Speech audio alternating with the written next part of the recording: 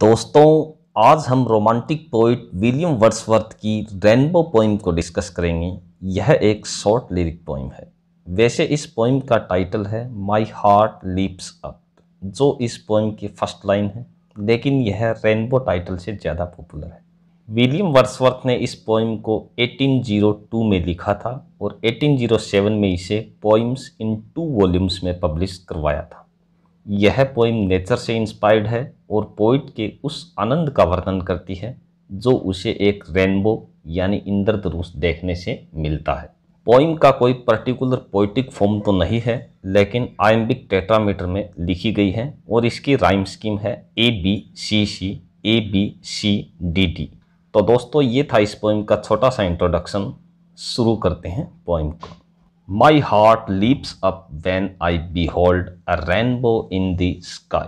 मेरा हृदय उछलने लगता है जब मैं आसमान में एक इंद्रधनुष को देखता हूँ। लीप अप का मतलब उछलना और behold का मतलब होता है देखना। अर्थात पोइट कहना चाहते हैं कि मैं जब भी आसमान में इंद्रधनुष को देखता हूँ तो खुशी से मेरा हृदय उछलने लगता है, यानी पोइट इंद्रधनुष देखकर खुश होता है।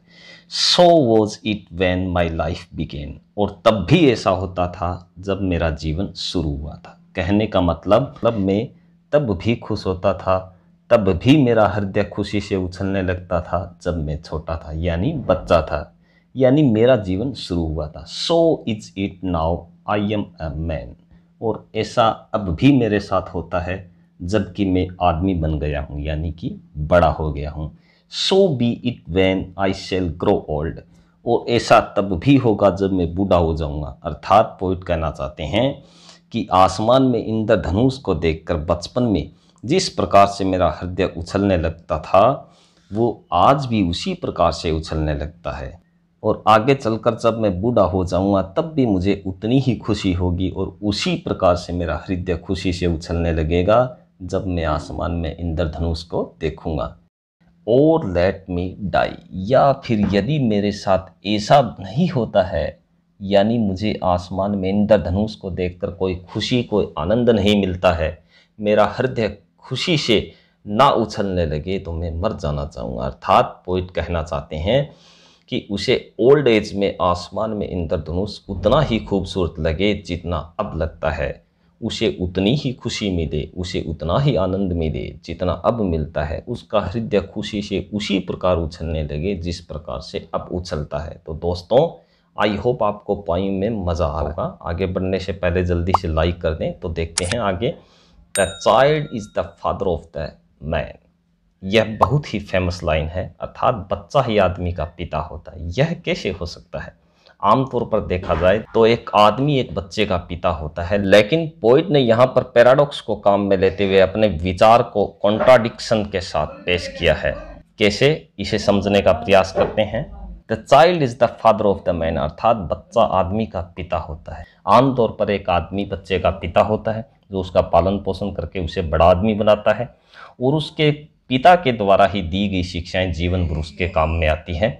लेकिन यहाँ पर पोइट को आसमान में एक इंद्रधनुष को देखकर जो खुशी, जो आनंद मिलता है, जिस खुशी से, जिस आनंद से उसका हृदय उछलने लगता है, वो सौंदर्यानुभूति की भावना, वो एस्थेटिक सेंस उसको उसके बचपन ने दी है, जिसके कारण ही आज भी उसे वही आनंद, वही खुशी मिल पा रही है। इसलिए पोइट ने कहा है कि एक बच्चा ही आदमी का पिता होता है, यानी एक चाइल्ड के तौर पर उसने जो कुछ अनुभव किया, महसूस किया, जो शिक्षाएं उसने ग्रहण की, वही शिक्षाएं आज उसको इसी खुशी को महसूस करने में काम आ रही है। आगे कहते हैं, एंड आई कुड विश, और मैं चाहता हूँ या मेरी कामना है, my days to be bound each to each by natural piety, कि मेरे जीवन का प्रत्येक दिन नेचुरल पाइटी से जुड़ा हो, यानी कि प्रत्येक दिन मेरी प्रकृति में श्रद्धा हो, आस्था हो, मैं प्रकृति के साथ एक श्रद्धा आस्था से जुड़ा रहूं। तो दोस्तों, ये थी पोइम रेनबो।